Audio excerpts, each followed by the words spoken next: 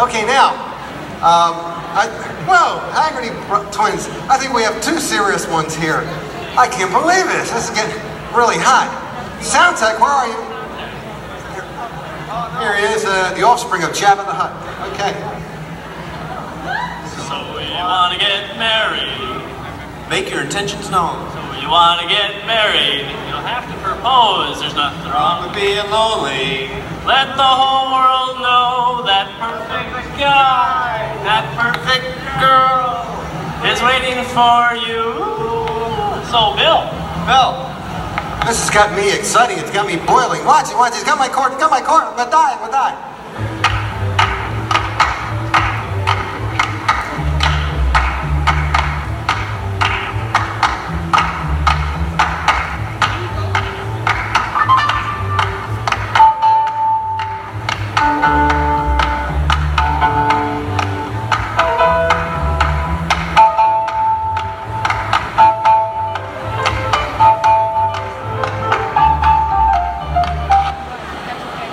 Hey, pal. Buddy, I'll sell you a smoke. Oh, yeah? How much? Standard rate, $1 a butt. You out of your freaking mind? No. All right.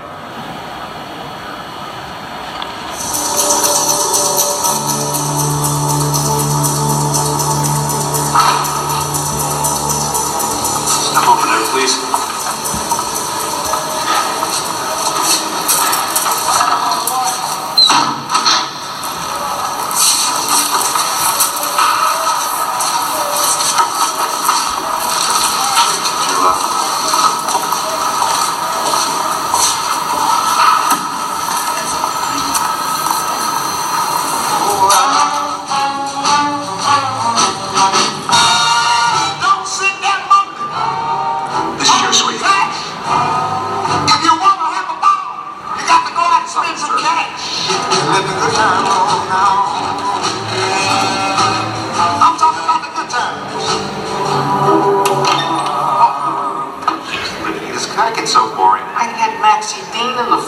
Dad's found a way of making some money while relaxing, which is grand.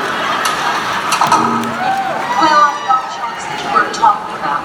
You can concern yourself about my courting habits. We've learned. That's the one. They've been trying to get me to court. Atomic power? I'll take 30 men. You, Mr. Bryan, my marital status is none of your business. Prepare to fall in. You want this ring? Yes. You need this ring? Yes. Most importantly, you deserve this ring. Yes. This ring will be yours. Yes. $5,000. $5,000? Yes, I know. It hardly seems like enough. Come on, Jason, let's get out of here. My love, my darling, I hunger for your touch along the lonely time, and time goes by so slowly for those who need a touch. I need your love. I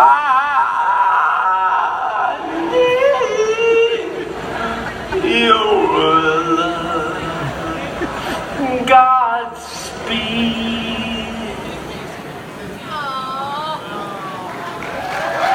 Let's hear it!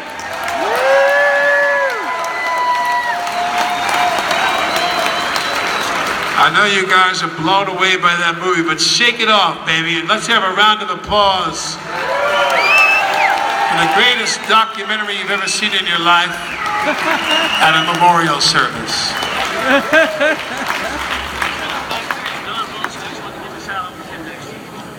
Let's hear it for Don Wilson from The Ventures. How you doing, everybody? Okay? All right. How you doing? I have known Teddy for a number of years. One of the nicest people I know, I can tell you that. He's really great, and I really good friends with him, and he's a wonderful guy. All right, let's hear it for Teddy. Come on. All right.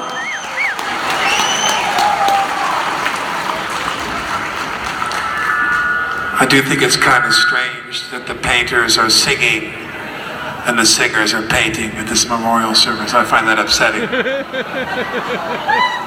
I'm going to read a little something for you.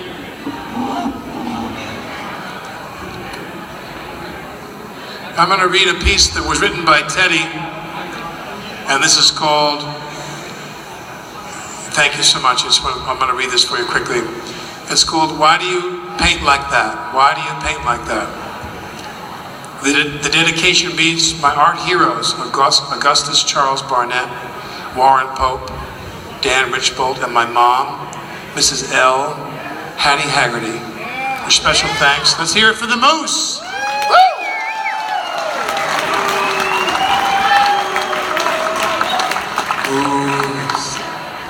With special thanks to Bruce Lyle Paulson.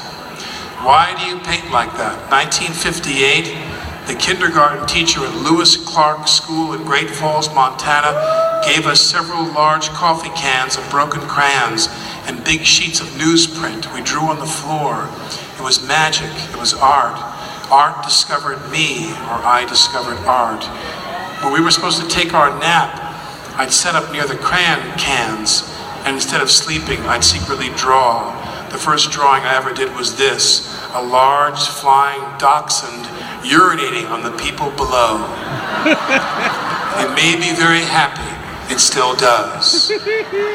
I still get jazzed up when I draw or paint or think of art, and then when art takes me, we go for a ride or maybe a brief fly through the sky. I love art. I love art. I love art. The art you do becomes your children. My art children have been good to me, making me happy, keeping me amused. I like them to have good homes. I can't keep them all. Oh, wow. In third grade in Colorado Springs, Colorado, at Mark Twain School, we drew people and trees. My people didn't look like the people I drew, but I liked the art anyway. I didn't care what it looked like. The teacher thought so too, and my artwork usually went on display. Most kids get discouraged if they couldn't make a tree look like a tree or a person look like a person. They quit, they give up, they beat themselves up. I made a Virgin Mary at Lewis and Clark School. It went on display for parent-teacher-student night. My mother was very proud of me. The teacher was telling my mom what a good artist I was. I got embarrassed and said something like, Mom! I can still see Mary. She was a very beautiful blue clay figure. I always make fake dentures for my father out of clay. When we worked in clay, I would put in a tongue and paint it all red and white. I give it to my father for a Christmas present. I gave him 4 or 5 sets of dentures over the years. I paint and draw because I like to. It usually comes over me, although I can do it even if I don't feel like it, except when I'm too tired. Salvador Dali is my favorite artist. I was probably 12 when I saw a book of his work. Even thought my art was my best girlfriend. I didn't know art until I saw Dali. Dali was art. If Dali is art, then Bukowski is words. I read Bukowski in '71 and wrote him. He wrote me back. I liked the way he drew birds. I shamelessly copied the way he drew birds. I drove Bukowski around in 1975. He said I was his biggest groupie. Last time I saw him, my brother Leonard and I were helping him down 5 flights of stairs in Canada. He was drunk, calling us phonies, and trying to deck us.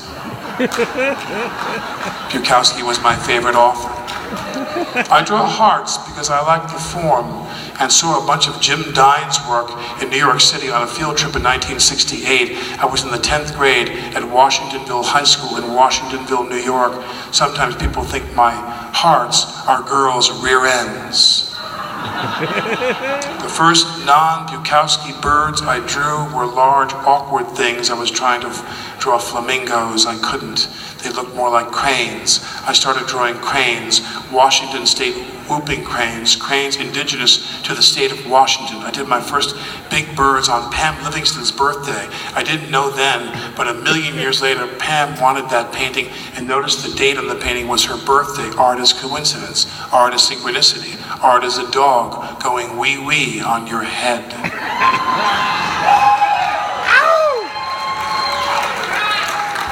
I wasn't always happy with my art. I get the kids who beat themselves up especially. I get like the kids who beat themselves up, especially if I tried new things. I was at the Evergreen State College trying to make monotypes. I'd throw the stuff away, not liking it, getting frustrated, being stupid. I was also reading Henry Miller's essays on art. I think it was, "To paint is to love again." Miller said, "Paint as you like and die happy." It's sunk in. I stopped throwing stuff away. It's supposed to be that way, I tell myself, when I started to hate it. I finished the monotype series, Sheet of Counterfeit Love. Much to my surprise, people loved stuff I hated. My redheaded stepchildren found loving homes. When I had a crush on a girl, I'd want to draw and paint. I'd give her a drawing, not being very good at romance stuff. It worked more than it didn't. I'm still not very good with romance, but the art has gotten better. This knockout, gorgeous waitress I liked drooling over. I'm going to say that again. This knockout, gorgeous waitress I liked drooling over asked if I drew mermaids. As I started to poo-poo mermaids as a silly subject matter, she said, "I'd like to pay you to paint me naked as a mermaid when my boyfriend goes away." Teddy! "I'd like to pay you to paint me naked as a mermaid when my boyfriend goes away." I scribbled out a mermaid as fast as I could on a coaster, rapidly explaining to her how I'd done mermaids for a long time. I've been doing mermaids for a long time. I drew naked people for 2 years in college. One time I looked up at the model and she was a friend. We were both embarrassed. After I drew her, she came back over to look. "My rear end is not that fat. And my boobs are a lot bigger," she said. "You can't win." I'll draw on anything: cars, sacks, sheets, walls, furniture, clothes. I like them all, and someday I'm going to paint on a bunch of cows. I tell you why I paint flying saucers, but that's a secret. 10:52 p.m. Swiss Tavern, Tacoma, Washington. This book was written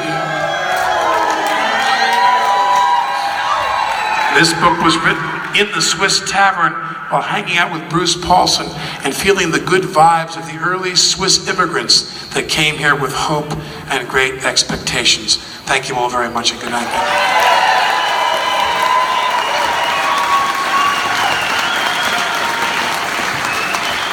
Okay, let's give it up for Alec Baldwin.